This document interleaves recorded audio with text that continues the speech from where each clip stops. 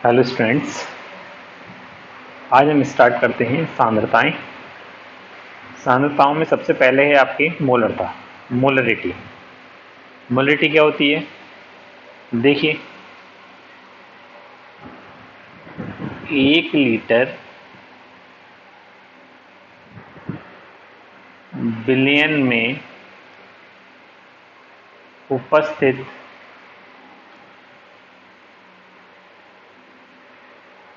विलय के मोलों की संख्या को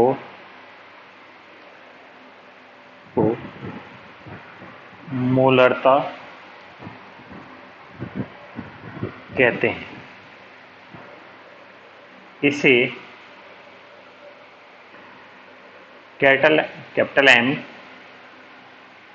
से प्रदर्शित करते हैं। ठीक है, तो 1 लीटर बिलियन में विलय के मोलों की संख्या, ठीक है, जितने मोल विलय के 1 लीटर में उपस्थित होते हैं वो उस विलयन की मोलरता कहलाती है। ठीक है, इसे कैपिटल एम से प्रदर्शित करते हैं। और देखिए फार्मूला क्या होता है इसका, मोलरता बराबर विलय के मोलों की संख्या बटे बिलियन का आयतन। और आयतन किस में होगा? लीटर में। ठीक है, किस में होगा आयतन? लीटर में। ठीक है, इसको आप ऐसे भी लिख सकते हो, विलय के मोलों की संख्या, मोल बराबर क्या होता है? देखिए एक होता है आपका, नहीं है, देखिए मोल बराबर द्रव्यमान बटे अणुभार। इसको आप ऐसे लिख सकते हो, भार बटे अणुभार। ठीक है, मोल बराबर क्या होता है? भार बटे अणुभार। ठीक है, तो विलय के मोलों की संख्या, तो विलय के मोलों की संख्या, विलय के मोल संख्या के बराबर क्या होगा? द्रव्यमान बटे अणुभार। ठीक है, तो मोल बराबर क्या होता है? द्रव्यमान बटे अणुभार। ठीक है, बटे बिलियन का आयतन। आयतन किसमें है? लीटर में। ठीक है, मतलब किसका द्रव्यमान? विलय का द्रव्यमान बटे विलय का अणुभार। ठीक है, तो द्रव्यमान बटे अणुभार जो होता है वो होता है मोल। तो विलय के मोलों की संख्या अगर आपको निकालनी है तो विलय का द्रव्यमान बटे विलय का अणुभार। तो नीचे क्या दे रखा है आपका? विलयन का आयतन। अब देखिए, हम जो द्रव्यमान है उसको हम रिप्रेजेंट करते हैं जैसे W से, और अणुभार को हम M से। ठीक है, और विलयन का आयतन जैसे करते हैं V से। तो आपको फार्मूला हो जाता है M क्या है? ये मोलरता, तो इसे हम कैपिटल M से रिप्रेजेंट करते हैं। ये हो जाएगा आपका W upon M upon B।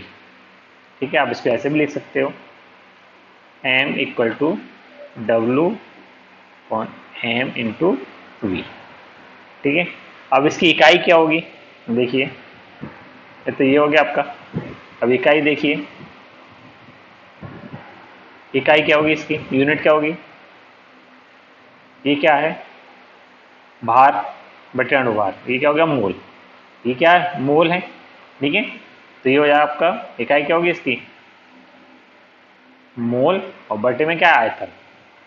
तो मोल बटे आयतन, आयतन किसमें? लीटर में। तो क्या होगा? मोल प्रति लीटर, और इसमें मोल पर लीटर, ये इसकी इकाई होगी। अब देखिए दूसरा है आपका मोललता। क्या ये? मोललता, इसे बोलते हैं हम मोलैलिटी। क्या कहलाती है? मोलैलिटी। ठीक है। और मोलरिटी कैसे क्या होती है, ये देखिए 1 लीटर बिलियन में ये होता है आपका 1 किलोग्राम विलायक में उपस्थित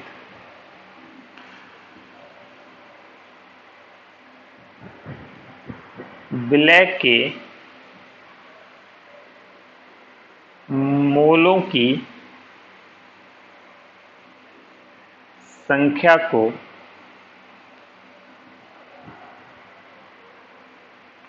बिलियन की मोललता कहते हैं, मोललता कहते हैं। ठीक है, तो इसे किससे निरूपित करते हैं, इसे स्मॉल m से निरूपित करते हैं।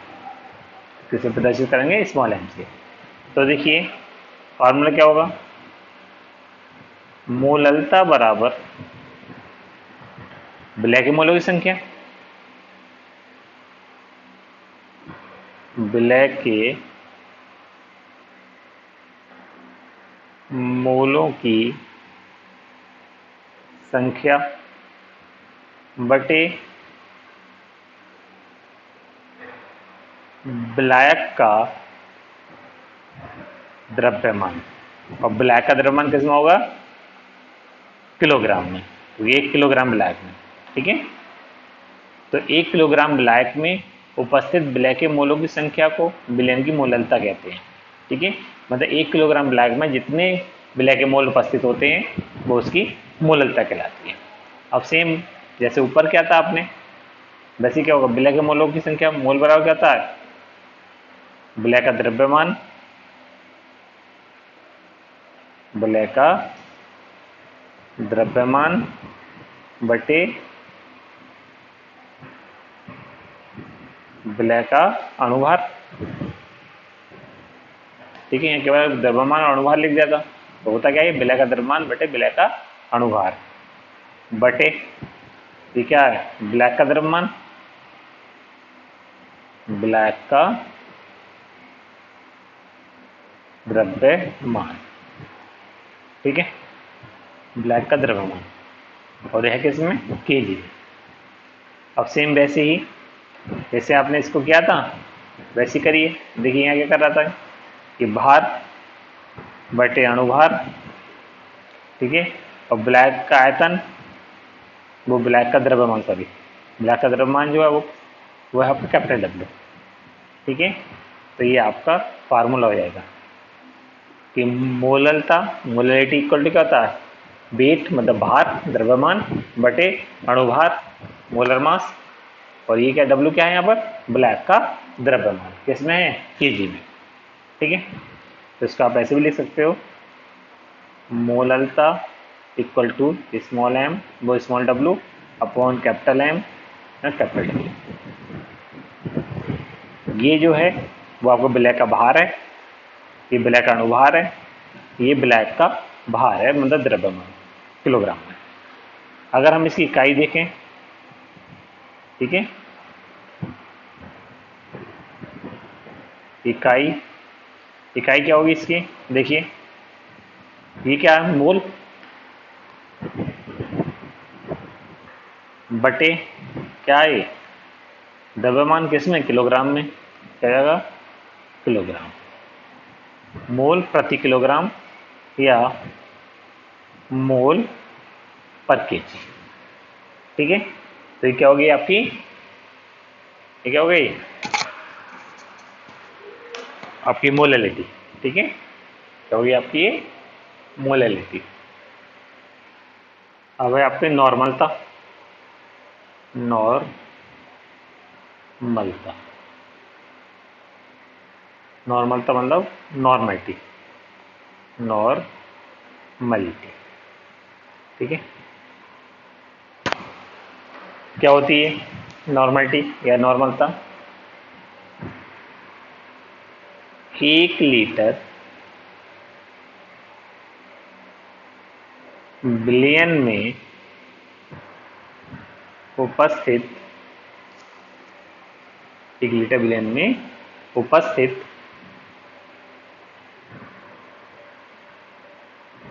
ब्लैक के ग्राम तुल्यांकों की संख्या को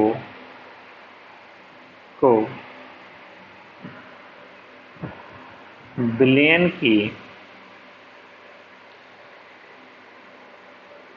नॉर्मलता कहते हैं। नॉर्मलता कहते हैं। इसे कैपिटल N से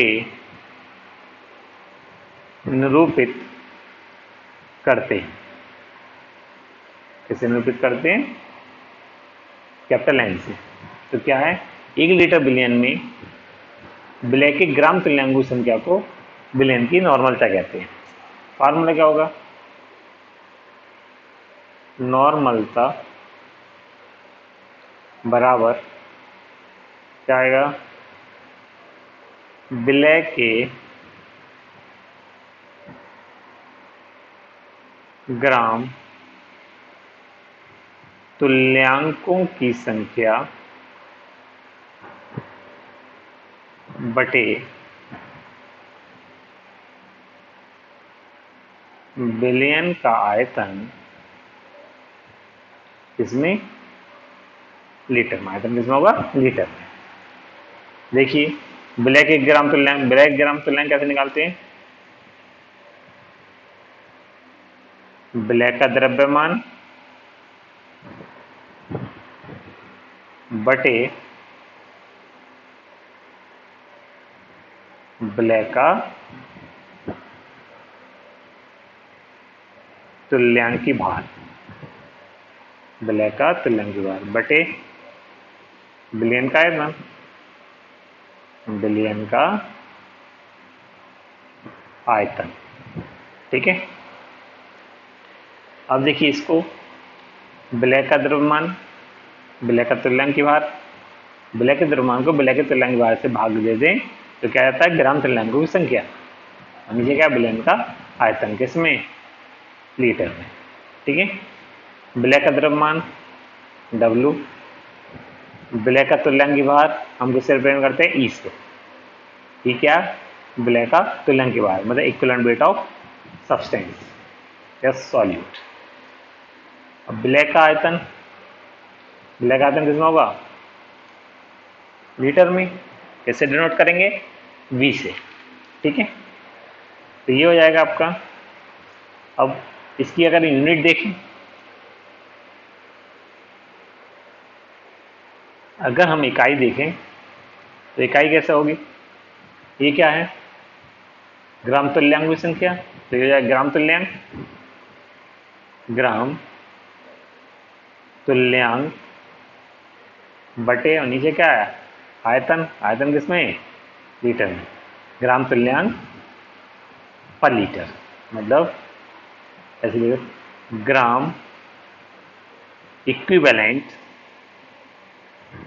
पर लीटर। ग्राम इक्विवेलेंट मतलब ग्राम तुल्यांक, ग्राम इक्विवेलेंट पर लीटर। तो इसका ये हो जाएगा मात्रा। ठीक है। तो आपकी मोलरता हो गई, नॉर्मलता हो गई, ठीक है, और मोलरता हो गई। अब देखिए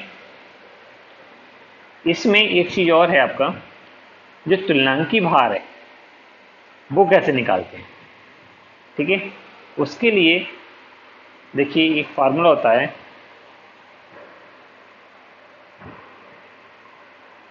तुल्यांकी भार बराबर अणुभार बटे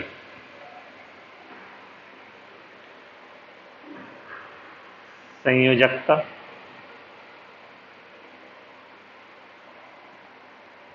या क्षारकता या अम्लता या ऑक्सीकरण अवस्था, ऑक्सीकरण अवस्था, ठीक है। अणुभार को, ठीक है, उसके संयोजकता से, ठीक है, अणुभार की परमाणु भार भी हो सकता है कि जब सिंगल की बात हो रही है, सिंगल किसी एलिमेंट की, किसी या अकेले किसी तत्व की बात हो रही है तो उसका परमाणु भार भी आएगा, ठीक है।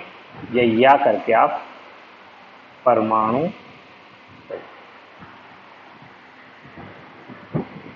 भार, ठीक है। अणुभार हो सकता है, परमाणु भार हो सकता है। अगर अणुभार है, ठीक है, तो क्षारकता या अम्लता से डिवाइड कर देंगे। अम्लता क्षारकता से कैसे? अगर देखिए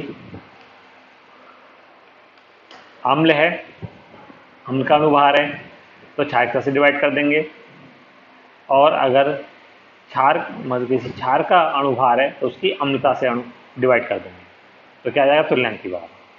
या कोई सिंगल तत्व है तो उसकी संयोजकता से भाग कर देंगे, या उसकी ऑक्सीकरण अवस्था से, या कोई आयन है तो उसकी ऑक्सीकरण अवस्था से भाग कर देंगे, ठीक है। तो उससे आपको क्या निकल आएगा? आपका तुल्यांक की बार, और वो तुल्यांक की बार यहाँ लगा देंगे तो उससे आपका नॉर्मलता निकल आएगी, ठीक है। अब ये है कि अम्लता क्षारकता क्या है, तो देखिए अम्ल की क्षारकता होती है, ठीक है, और क्षार की अम्लता होती है। अम्ल की क्षारकता होती है, क्षार की अम्लता होती है, ठीक है। अब अम्ल की क्षारकता क्या होगी? अब जैसे मान लीजिए HCl है, ठीक है, तो जितने किसी भी एसिड में या किसी भी अम्ल में जितने हाइड्रोजन आयन या कोई भी एसिड जितने हाइड्रोजन आयन जल में घुलने पर देता है, ठीक है, जल में जितने हाइड्रोजन आयन देता है कोई भी अम्ल, वो उसकी क्षारकता कहलाती है। जैसे ये है तो इसकी क्षारकता 1 होगी, ये है H2SO4 है, इसकी क्षारकता 2 होगी, फिर 2 हाइड्रोजन देगा। ये H3PO4 है, इसकी क्षारकता 3 होगी, ठीक है, तो इसमें 1 हाइड्रोजन है तो इसकी क्षारकता 1 होगी, इसकी 2 हाइड्रोजन रिप्लेस करेगा, 2 H आयन देगा तो इसकी क्षारकता 2 होगी, ये 3 H आयन देगा, इसकी क्षारकता 3 होगी। ऐसे ही अम्ल का होता है।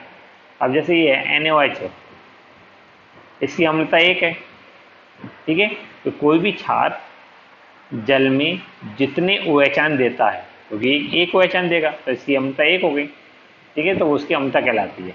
अब जैसे MgOH का होल ट्वाइस, तो इसकी क्षारकता सॉरी इसकी अम्लता कितनी होगी? 2 होगी। और आपका AlOH का होल थ्राइस, इसकी अम्लता 3 होगी।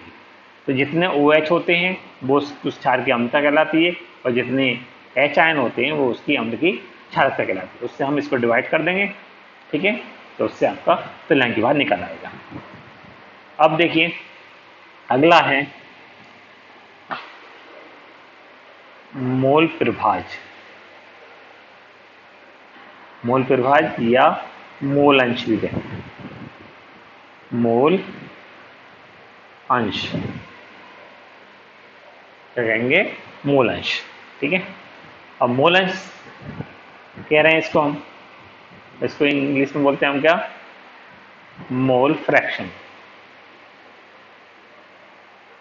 मोल फ्रैक्शन, ठीक है। मोल फ्रैक्शन क्या है? ये एक अनुपात है। क्या ये? एक अनुपात है। किसी एक अवयव का जो मोल अंश होता है वो विलयन में उपस्थित किसी एक अवयव के मोल फ्रैक्शन और टोटल मोल फ्रैक्शन का जो आपका अनुपात होता है वो आपका मोल प्रभाज कहलाता है। कैसे? देखिए मुझे, 2 पदार्थ हैं आपके पास, A और B, ठीक है। इन दोनों को, 2 लिक्विड हैं, आपको दोनों को मिक्स कर दिया। क्या कर दिया? दोनों को मिला दिया। क्या बन गया? AB। अगर आपको किसी एक का मोल प्रभाज निकालना, मोल प्रभाज किससे रिप्रेजेंट करते हैं हम? F से। तो निकालना हो तो देखिए कैसे करेंगे।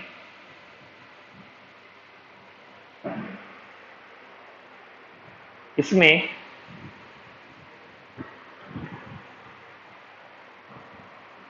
देखिए कि जो आपका मोल प्रभाज निकालना, हमें किसका निकालना, मान लीजिए मोल प्रभाज ए का मोल प्रभाज निकालना, तो ए के मोलों की संख्या, ठीक है, ए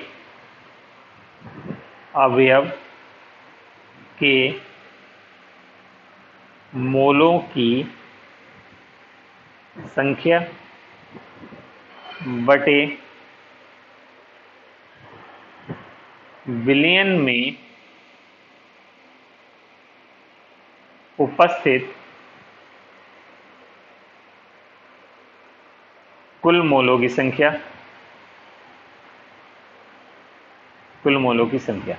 ठीक है। जैसे देखिए एक अवयव के मोलों की संख्या मान लो Na, ठीक है, एक अवयव ए है, ए के मोलों की संख्या n क्या है, मोलों की संख्या, और Na क्या होगा, ए के मोलों की संख्या। तो ये क्या हो गया, ए अवयव के मोलों की संख्या, और विलयन में दोनों चीजें हैं ए और बी, तो दोनों के मोलों की संख्या हो जाएगी, तो दोनों किसके, Na प्लस Nb, ठीक है। और अगर आपको ऐसे ही बी का मोल प्रभाव निकालना हो तो Nb upon Na plus Nb, मैं जिसका मोल प्रभाज निकालना हो उसके मोल अपॉन टोटल मोल्स, जिसका मोल प्रभाज निकालना हो उसके मोल्स अपॉन टोटल मोल्स, ठीक है। तो यहाँ भी ये करा हमने, ए का निकाला तो ए के मोल हो गए अपन टोटल मोल्स हो गए, बी का निकाला तो बी के मोल हो गए अपन टोटल मोल्स हो गए, ठीक है। तो मोल प्रभाज क्या है, किसी एक जिसका मोल प्रभाज निकालना हो तो उसके एक अवयव की मोलों की संख्या बटे विलयन में उपस्थित कुल मोलों की संख्या, ठीक है। तो ये क्या हो गया आपका मूलांश, मोल प्रभाज, ठीक है। तो ये आपका आज हम इतना ही रखते हैं। तो ये आपकी सांद्रताएं हैं, कौन कौन सी करा दी, मोलरता, मोललता और आपका नॉर्मलता और मोल प्रभाज, ठीक है। ये चारों आपकी हो गई। चलिए आज इतना ही रखते हैं, ठीक है, ओके बाय।